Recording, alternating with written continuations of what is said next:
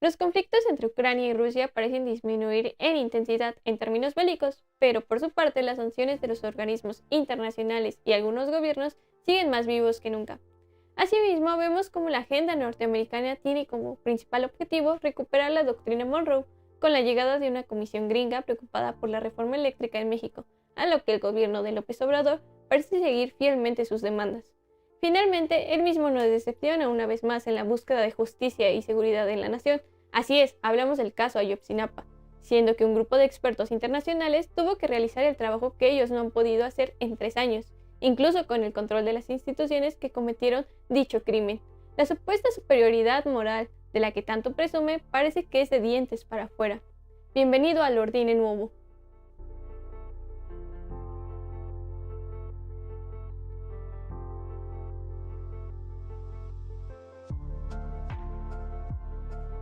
En las recientes negociaciones que continúan por el conflicto ruso-ucraniano, Ucrania tiene disposición para declararse como Estado neutral, que posiblemente podría decidirse mediante un referéndum nacional una vez que se retiren las tropas rusas, lo que implicaría renunciar a alianzas militares, alojar bases o contingentes militares extranjeros en su territorio. En este sentido, Rusia ha anunciado que reducirá las actividades militares en las zonas de Kiev y Chernígov, concentrando sus fuerzas en la zona del Donbass. El estira y afloja comienza a verse en favor del Estado ruso, como las posibilidades de retirar las tropas extranjeras de las fronteras de su territorio. Aunque en anteriores videos ya habíamos hablado sobre una Ucrania sin posibilidades de entrar a la OTAN, cada vez se clarifica más dicha situación. Pero las negociaciones no fueron las únicas noticias que recorrieron el mundo esta semana sobre el conflicto. Una polémica protagonizada por las locuras desembocadas del imperialismo gringo con las declaraciones de Biden a la cabeza recorrieron y llenaron a diferentes mandatarios de opiniones al respecto.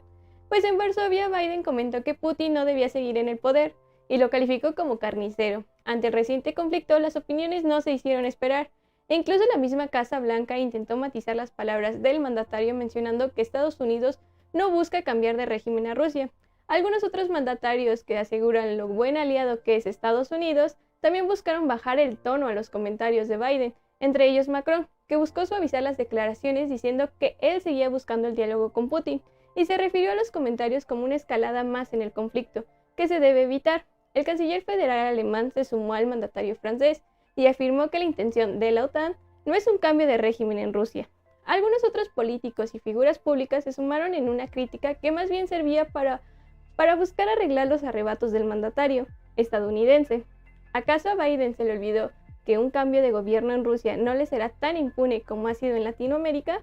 Así seguimos insistiendo, se ve con mayor claridad a los verdaderos protagonistas de esta guerra interimperialista, como bien lo dijimos en nuestro video pasado, el cual les dejamos en la caja de descripciones para que se den una vuelta por ahí. Hablamos de las consecuencias de esta guerra, que en realidad serán pagadas por las clases subalternas, y de peor manera por la población que viva en carne propia el infierno de la guerra.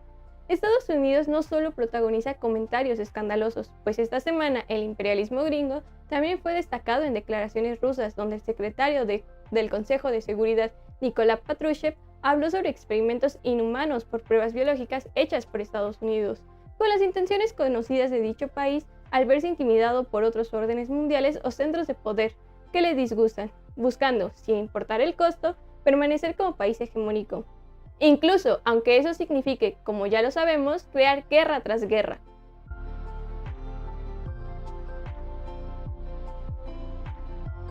El pasado 31 de marzo, una delegación integrada por el primer delegado del cambio climático de la Casa Blanca, John Kerry, el cual, junto al embajador gringo en México, Ken Salazar, así como por un grupo de empresarios gringos de diversos sectores, llegaron a Palacio Nacional para tratar el tema de la reforma eléctrica, impulsado por el gobierno federal.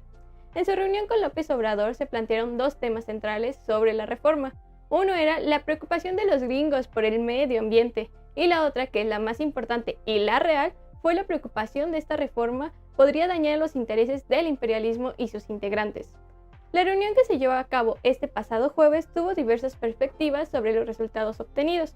Por su parte, el presidente mexicano dijo que la reunión había sido un encuentro amistoso, necesario y benéfico. Por su parte, la delegación gringa dio como primer resultado que el trabajo de las naciones tiene que ser coordinado para una mayor integración del bloque de América del Norte. Asimismo, se informó que se respetarán los permisos de importación que se entregaron a 5 petroleras, Exxon, Valero, Koch, Shell y Marathon, para introducir combustible bajo condiciones de precios justos y de legalidad, dijo AMLO, por lo que parece ser que la reforma en materia energética del gobierno de López Obrador es bastante laxa como se había previsto desde el inicio, sin una intención de romper con la dependencia estructural en materia energética y con la preocupante decisión de seguir los puntos marcados por la agenda imperialista. En este sentido, se enfatiza de sobremanera la necesidad de una lucha contra el cambio climático. Con el respaldo de los acuerdos de París se insta a México y muchas naciones dependientes que deben transitar un modelo más amigable con el ambiente. Si bien entendemos y estamos todos en una lucha para el rescate de la vida en toda la extensión de la palabra, vemos que las preocupaciones del imperialismo y las naciones del centro se terminan enmarcando en la lógica típica de soluciones al interior de un sistema capitalista, en que arreglamos el problema de forma, pero nunca de fondo. Las naciones periféricas que damos la menor problemática ambiental somos las más presionadas por estas políticas. Basta revisar que las naciones centrales, como Estados Unidos, China y Europa, producen poco menos de la mitad de los gases de efecto invernadero. Su intención no es salvar el ambiente, es el miedo a nuestra soberanía nacional, a no estar en condiciones de lacayos. Si de verdad quisieran salvar el planeta, los cambios en estas naciones serían más útiles y no meras llamaradas de petate. Estas soluciones son como darle paracetamol a una persona con apendicitis. El dolor puede reducirse, pero la causa del dolor no se soluciona.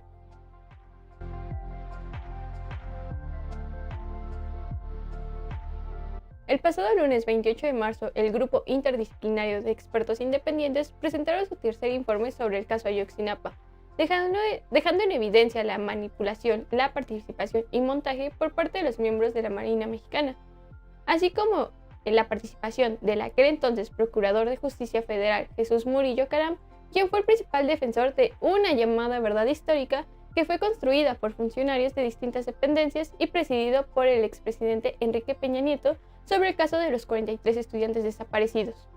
En 2015, este grupo descartó la hipótesis sobre el incendio en el basurero de Cocula por una serie de irregularidades en las pruebas presentadas por las autoridades federales. Casi 8 años después, tuvieron acceso a pruebas que se encontraban clasificadas como secretas.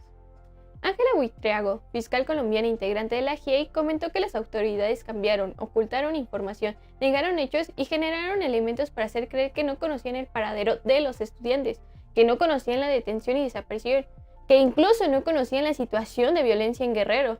Todo esto después de tener acceso al video de uno de los drones de vigilancia de la Secretaría de Marina, SEMAR, en el cual se muestra que en la madrugada del 27 de octubre de 2014, peritos de la PGR acompañados por elementos de la Marina y la Policía Federal, en presencia de Jesús Murillo y Tomás Herón, quien fuera jefe de la Agencia de Investigación Criminal de México, manipularon el basurero de Cocula, moviendo bultos e incendiando el lugar, horas antes de la llegada del equipo argentino de antropología forense EAF, para que acordonaran el lugar. El informe también revela que al menos 3 elementos del Ejército Nacional, infiltrados como estudiantes en la Normal de Ayotzinapa, además de mostrar que el acta de búsqueda del río San Juan, lugar donde se extrajeron bolsas con huesos, habrían sido falsificada por un agente del Ministerio Público. Estos sucesos acontecieron 11 días antes de que informaran que en aquel lugar habían sido ejecutados y calcinados los estudiantes.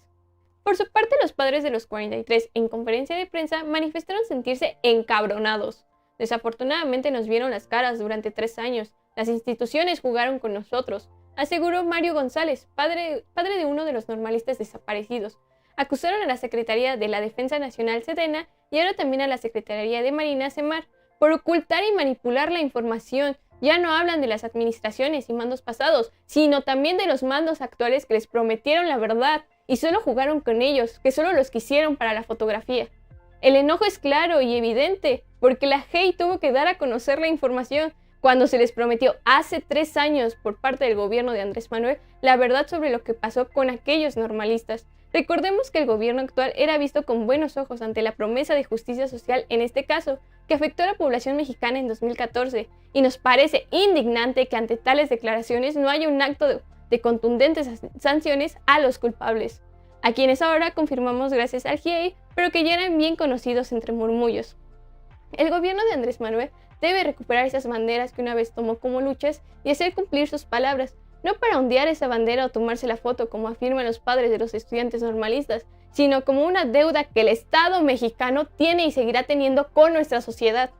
sobre todo con los de abajo. Una vez más se demostró que la justicia no existe para las clases subalternas, incluso en gobiernos progresistas, que se autodenominan de izquierda, y que esta 4T cada vez se aleja más de las clases populares y se acerca más a las oligarquías de siempre.